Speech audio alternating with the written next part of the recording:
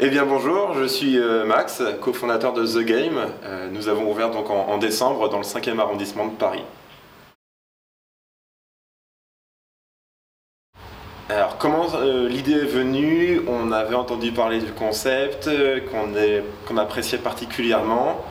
Euh, on avait tous les deux des jobs qui nous plaisaient qu'à moitié.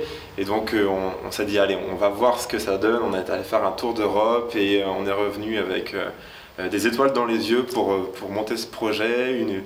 Un retour de tour d'Europe un dimanche, une démission le lundi matin, recherche de financement, de locaux, et puis c'était parti pour l'aventure.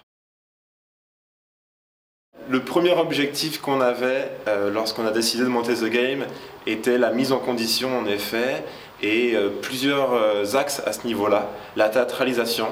Donc nos 3 missions, on essaye de les aborder de manière un petit peu théâtralisée, où le Master Game accueille les joueurs avec déjà un rôle en fait.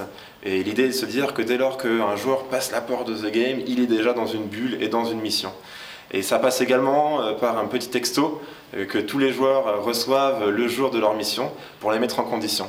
Et titre d'exemple, si vous venez braquer une banque, c'est Max, le très célèbre malfrat parisien qui sort de prison, qui vous prévient du rendez-vous et qui vous annonce un petit peu la couleur par texto. Nous avons donc 3 missions. La première mission, braquage à la française. Max, le célèbre malfrat parisien, aurait possibilité de retourner en prison puisque l'inspecteur qui l'y avait emmené aurait des preuves contre lui. L'équipe est donc amenée à braquer la banque où se trouve ce dossier et ressortir en 1 heure pour sauver Max, le malfrat parisien. Deuxième mission, ma jeune sœur s'est fait kidnapper ce matin à Paris en cette matinée de 1959 et les malfaiteurs demandent une rançon particulièrement étrange. Votre équipe de joueurs va donc être amenée à retrouver cette rançon et enquêter sur ce mystère. Et donc 1 heure pour cela. Enfin, 3e mission. La petite histoire veut que lorsqu'on a fait les travaux dans notre local, nous avons trouvé un accès plutôt interdit et secret pour les catacombes. Il y aurait un trésor qui serait enfoui. 1 heure pour retrouver le trésor et s'échapper de ces catacombes. On a voulu que l'immersion soit totale dans chacune de nos missions. Donc on a beaucoup misé sur les décors. On a donc fait appel à des professionnels de parcs d'attraction, des magiciens.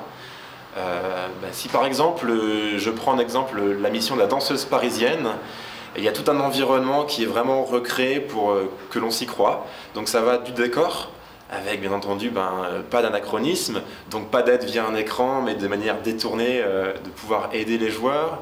Une déco qui va donc dans cet esprit des années 50, et puis tout un jeu autour de musique, d'odeur, pour que vraiment le joueur soit plongé du début à la fin. Donc la danseuse parisienne est un bon exemple dans le sens où les sens sont vraiment tous mis en éveil pour résoudre la mission. Ça dépend de la salle. Les catacombes, il faut 10 minutes, la danseuse parisienne et le braquage à la française plutôt 15. Après, ça dépend de la musique qui va en accompagnement pour booster le rythme.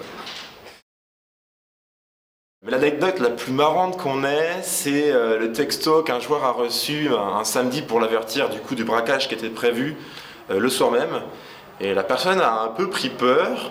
Elle a appelé en fait du coup le commissariat du coin, et elle leur a dit j'ai reçu un texto bizarre pour un braquage de banque, j'ai rien à voir avec tout ça. Elle a tellement pris peur qu'elle est allée au commissariat, montrer le texto et dire j'ai rien à voir avec ce Max et tout, je suis pas du tout dans la bande, jusqu'à ce que les copains l'appellent et lui disent t'es prêt pour The Game ce soir et qu'elle se rende compte de l'erreur. Et du coup elle a rappelé le commissariat et ils en ont bien rigolé et ils lui ont souhaité un bon braquage pour la suite. Oui, du coup, on a été à Budapest, on a été un petit peu en Suisse. Étant originaire de Rennes, j'ai eu la chance de tester Brain à Rennes. Et puis nos amis parisiens, on les connaît un petit peu, du coup, c'est toujours un plaisir de les tester. Donc question pour Max et Maxime. D'abord, toutes mes félicitations. J'ai été jouer chez vous la semaine dernière, il y a une dizaine de jours. J'ai été bluffé. Vous avez fait un parcours presque parfait. Je ne sais pas pourquoi je dis presque, parfait. Vous m'avez expliqué que vous aviez fait tout seul.